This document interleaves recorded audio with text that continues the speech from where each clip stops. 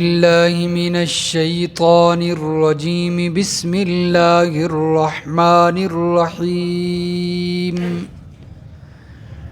وهو الذي كف أيديهم عنكم وأيديكم عنهم ببطن مكة اور اللہ وہ ذات ہے جس نے ان کے ہاتھ تم سے اور تمہارے ہاتھ ان سے روک دیے مکہ کی وادی میں، مکہ کے بالکل قریب، من بعد ان اظفرکم علیہم، بعد اس کے کہ تم کو ان پر فتح نصیب فرمائی، وَكَانَ اللَّهُ بِمَا تَعْمَلُونَ بَصِيرًا، اور ہے اللہ تعالیٰ تمہارے عملوں کو دیکھنے والا۔ هُمُ الَّذِينَ كَفَرُوا وَصَدُّوكُمْ عَنِ الْمَسْجِدِ الْحَرَامِ وَالْهَدْيِ، یہ وہ لوگ ہیں جنہوں نے کفر کیا اور تم کو مسجد حرام سے روکا اور قربانی کے جانوروں کو بھی روکا، معکوفاً ان یبلغ محلہ، جو رکا رہ گیا اپنے مقام تک پہنچنے سے، ولولا رجال مؤمنون ونساء مؤمنات لم تعلموهم، اور اگر نہ ہوتے مومن مرد، مسلمان مرد اور مسلمان عورتیں مکہ میں جن کو تم جانتے نہیں تھے، جن کے بارے میں تمہیں علم نہیں تھا، ان تطؤوہم فتصیبکم منہم معرۃ بغیر علم، ان کے پاس جانے کا احتمال نہ ہوتا جس پر ان کی وجہ سے تم کو بھی بے خبری سے ضرر پہنچتا، لِيُدْخِلَ اللَّهُ فِي رَحْمَتِهِ مَن يَشَاءُ، تاکہ اللہ تعالی داخل کرے اپنی رحمت میں جس کو چاہے، لو تزیلوا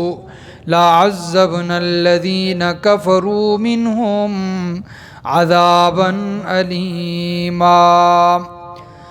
اگر یہ ٹل گئے ہوتے تو ان میں جو کافر تھے ہم ان کو دردناک سزا دیتے۔ اذ جعل الذین کفروا فی قلوبہم الحمیۃ حمیۃ الجاہلیہ، جس وقت ان لوگوں نے جنہوں نے کفر کیا اپنے دلوں کے اندر بنا رکھی تھی ضد جہالت والی، آر کو جگہ دے رکھی تھی، فَأَنزَلَ اللَّهُ سَكِينَتَهُ عَلَى رَسُولِهِ، پس اللہ نے نازل کر دی، اتار دی سکینت اپنے رسول پر، وَعَلَى الْمُؤْمِنِينَ، اور ایمان والوں پر، وَأَلْزَمَهُمْ كَلِمَةَ التَّقْوَى، اور اللہ تعالیٰ نے کلمۃ التقوی، تقوی کو مسلمانوں پر لازم کر دیا، جمائے رکھا تقوی کی بات پر، وَكَانُوا أَحَقَّ بِهَا وَأَهْلَهَا، اور وہ اس کے زیادہ حقدار تھے اور اہل تھے، وَكَانَ اللَّهُ بِكُلِّ شَيْءٍ عَلِيمًا، اور اللہ تعالیٰ ہر چیز کے بارے میں علم رکھنے والا ہے۔ سبحان ربک رب العزت عما یصفون وسلام علی المرسلین والحمد للہ رب العالمین۔ اللہم صل علی محمد وعلی آل محمد کما صلیت علی ابراہیم وعلی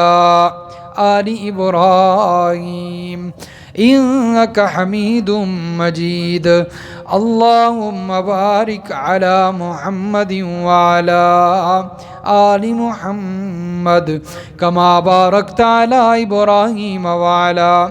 آل إبراهيم إنك حميد مجيد۔ سورۃ الفتح کی آیت نمبر 24 سے لے کر آیت نمبر 26 تک تلاوت کی گئی ہے۔ گزشتہ درس میں حسب سابق حدیبیہ کے واقعہ کا تذکرہ ہوا، اور ان آیات میں بھی اسی واقعے کا تذکرہ اللہ تبارک و تعالی نے فرمایا ہے۔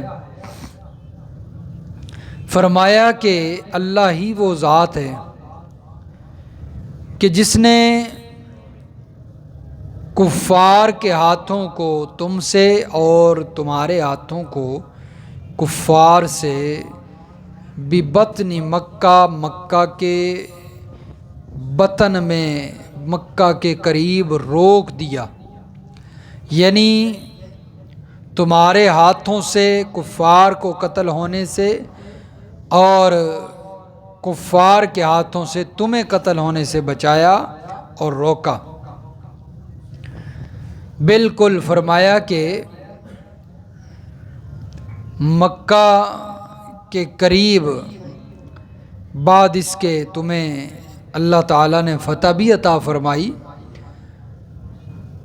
تو یہ اللہ تبارک و تعالیٰ کی حکمتیں تھیں جو اللہ تبارک و تعالیٰ نے یہاں پر جنگ ہونے سے مسلمانوں کو بچا لیا۔ فرمایا کہ کفار نے اس موقع پر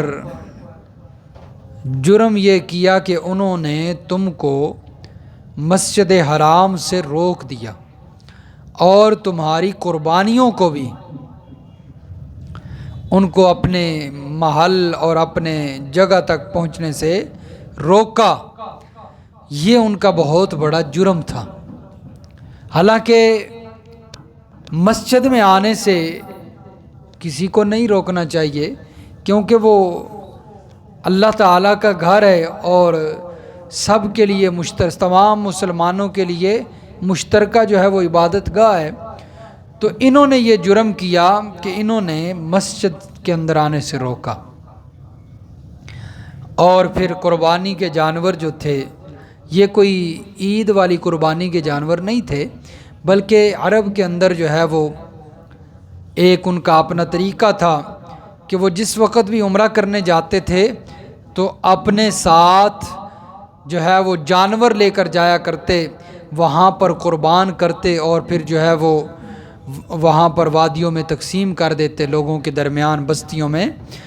اہل مکہ کے جو رہنے والے لوگ ہوتے ان کے درمیان وہ گوشت تقسیم کر دیا کرتے تھے۔ یہ اس عمل کو اچھا سمجھتے تھے، تو وہ اپنے ساتھ جو ہے وہ جانور لے جایا کرتے۔ تو یہ وہ جانور تھے، کوئی عید والے جانور نہیں تھے، عید قربانی جو جانور ہوتے ہیں۔ فرمایا کہ سورۃ الحج کے اندر اللہ تبارک و تعالیٰ فرماتے ہیں کہ مسجد سے روکنا بہت برا فعل ہے۔ سورۃ الحج پارہ نمبر 17۔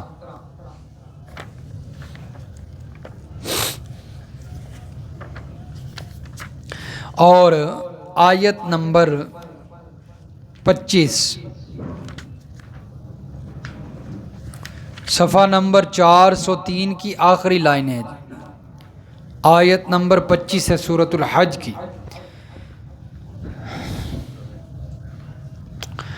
فرمایا ان الذین کفروا ویصدون عن سبیل اللہ،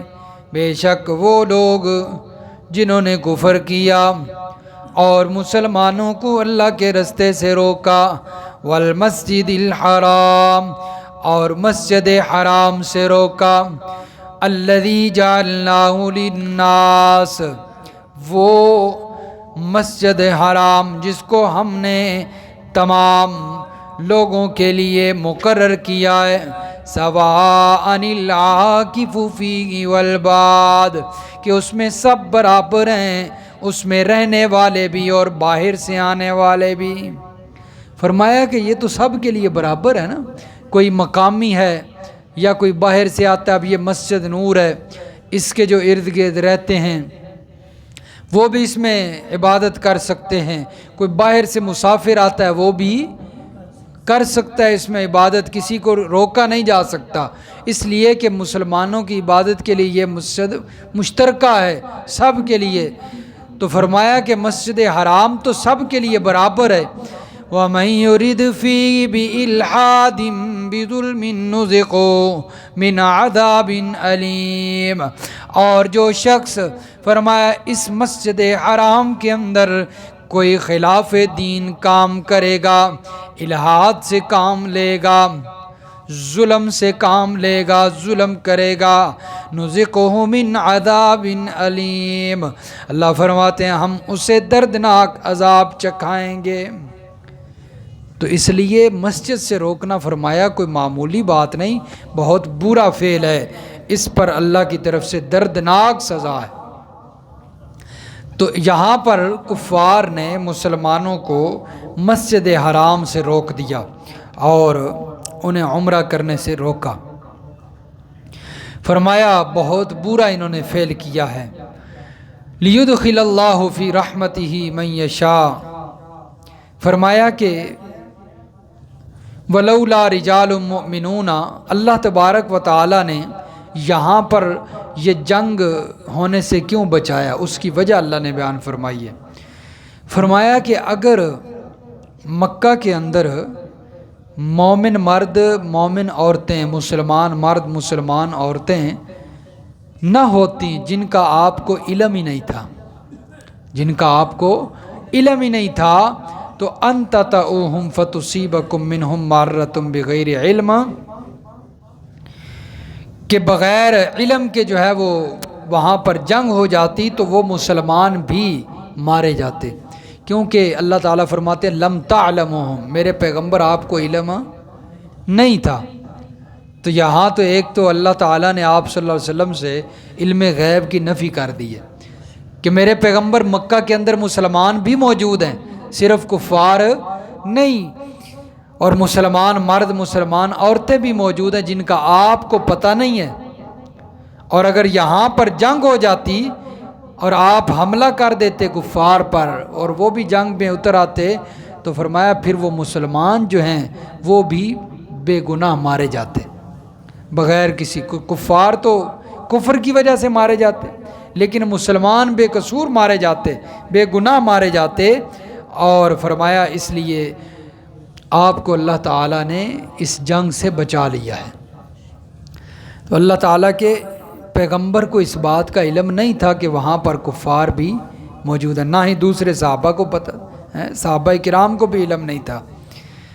تو فرمایا لیدخل اللہ فی رحمتہ من یشاء، اللہ تعالیٰ نے بچایا اس لیے کہ اللہ تعالیٰ تمہیں اپنی رحمت میں داخل کرنا چاہتا ہے۔ لو تزیلوا، ہاں اگر وہ وہاں سے نکل جاتے نا، ٹل جاتے، وہ جو مسلمان وہاں پر مکہ کے اندر موجود ہیں وہ وہاں پر نہ ہوتے تو لعذبنا الذین کفروا منہم عذابا علیما، تو اللہ تعالیٰ کافروں کو تمہارے ہاتھوں سے دردناک عذاب چکھاتا، یعنی پھر جنگ ہو جاتی اور جو ہے وہ تم ان کفار کو قتل کرتے مارتے اور یہ ان کے لیے سزا ہوتی، دردناک سزا۔ تو معلوم ہوا کہ ایمان والوں کا وجود بھی دوسرے لوگوں کے لیے باعث رحمت ہوتا ہے۔ اب اللہ تعالیٰ نے وہاں پر جو ہے یہ جنگ روک دی اور کفار پر مسلمانوں کو حملہ کرنے سے روکا، اس لیے کہ وہاں پر کون موجود تھے؟ مسلمان موجود تھے، تو مسلمانوں کا وجود بھی ایمان دوسرے لوگوں کے لیے باعث رحمت ہوتا ہے۔ یہ دیکھیں سورۃ الانفال نکالیں جی، سورۃ الانفال پارہ نمبر 9 اور سورۃ الانفال کی آیت نمبر 33 ہے جی، صفحہ نمبر 218، صفحہ 218۔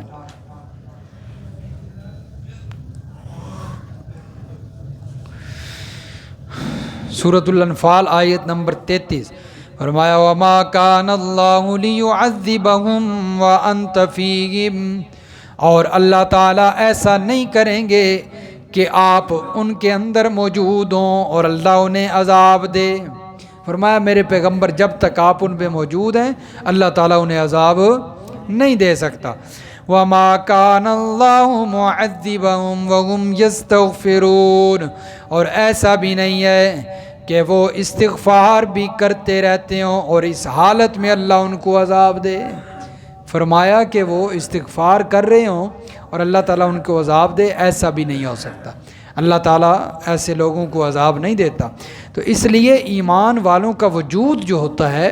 وہ بھی باعث رحمت ہوتا ہے۔ ہاں، فرمایا کہ میرے پیغمبر وہاں پر ایمان والے موجود ہیں جن کا آپ کو علم نہیں ہے، اس لیے اللہ تعالیٰ نے آپ کو بچا لیا ہے۔ اذ جعل الذین کفروا فی قلوبہم الحمیۃ حمیۃ الجاہلیہ، اب اللہ تعالیٰ نے وجہ بیان فرمائی ہے کہ کفار نے کیوں روکا، حالانکہ اس بات کا کفار کو علم تھا کہ ایمان والے اللہ کے نبی جو ہیں وہ صحابہ کرام ان کے ساتھ ہیں، یہ کوئی جنگ وغیرہ کرنے کے لیے نہیں آ رہے بلکہ محض عمرے کے لیے آ رہے ہیں، ان کے پاس اسلحہ بھی نہیں ہے اور ان کا ارادہ بھی صرف عمرے کا ہے، کوئی جنگ وغیرہ کا ارادہ نہیں۔ اس کے باوجود کفار نے روکا ہے، اس کی وجہ اللہ نے بیان فرمائی، فرمایا ان کے دلوں کے اندر حمیت الجاہلیہ، جاہلیت والی ضد آ چکی تھی، عار آ چکی تھی۔ اس ضد کی وجہ سے اور اس عار کی وجہ سے جو ہے وہ انہوں نے مسلمانوں کو روک دیا۔ فرمایا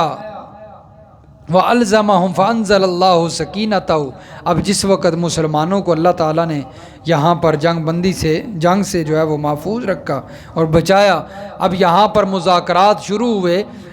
اور کفار کی طرف سے مذاکرات میں ایسی شرائط تھیں جو ناقابل برداشت تھیں، بیہودہ شرائط۔ اس کے باوجود جو ہے وہ نبی علیہ السلام نے اس پر صلح فرمایا اس لیے کہ اللہ نے اپنے رسول پر اور مومنوں پر سکینت نازل فرما دی، اطمینان اور تحمل اتار دیا۔ وَأَلْزَمَهُمْ كَلِمَةَ التَّقْوَى، اور اللہ تعالیٰ نے مسلمانوں کو تقوی کی بات پر جمائے رکھا۔ ان کے دلوں میں اللہ کا ڈر تھا نا، اس لیے فرمایا کہ وہ اللہ کی ڈر کی وجہ سے مسلمان نبی علیہ السلام کی اطاعت اور اللہ کی اطاعت پر جمے رہے، اور وَكَانُوا أَحَقَّ بِهَا وَأَهْلَهَا، فرمایا وہ تقوی کے مستحق تھے۔ صحابہ کرام کے دلوں کے اندر تقوی ہی تو موجود تھا جس کی وجہ سے اللہ تعالیٰ نے اتنی عزتوں سے نوازا۔ بلکہ یہ اگلی صورت ہے نا جی، سورۃ الحجرات، اس کی آیت نمبر 3 دیکھیں جی، آیت نمبر 3 اگلے صفحے پہ سورۃ الحجرات کی آیت نمبر 3 میں اللہ تعالیٰ نے صحابہ کرام کے تقوی کا ذکر کیا ہے۔ فرمایا ان الذین یغضون اصواتهم عند رسول اللہ، بے شک وہ لوگ جو اپنی آوازوں کو اللہ کے رسول کے پاس پست رکھتے ہیں، اپنی آوازوں کو اونچا نہیں کرتے، بلند نہیں کرتے۔ اولئک الذین امتحن اللہ قلوبہم للتقوی، یہی لوگ ہیں جن کے دلوں کو اللہ تعالیٰ نے آزمایا، جن کے دلوں کا اللہ نے امتحان لیا اور تقوی کے سوا کچھ نہیں پایا۔ فرمایا ان کے دلوں میں کیا تھا؟ تقوی تھا۔ لہم مغفرۃ واجر عظیم، اللہ نے تقوی دیکھا، ان کے لیے اعلان فرمایا بخشش کا اور اجر عظیم کا۔ فرمایا ایسے لوگوں کے لیے بخشش بھی ہے اور اجر عظیم بھی ہے اللہ کی طرف سے۔ تو صحابہ کرام کے دلوں میں تقوی تھا، جس کی وجہ سے وہ نبی علیہ السلام کی اتباع اور اطاعت اور پیروی سے پیچھے نہیں ہٹتے تھے۔ ہر کام کے اندر نبی علیہ السلام کی اتباع اور اطاعت ہوتی۔ وَكَانَ اللَّهُ بِكُلِّ شَيْءٍ عَلِيمًا، فرمایا اللہ تعالیٰ ہر چیز کے بارے میں خوب علم رکھنے والا ہے۔ اللہ سمجھ نصیب فرمائے، عمل کی توفیق۔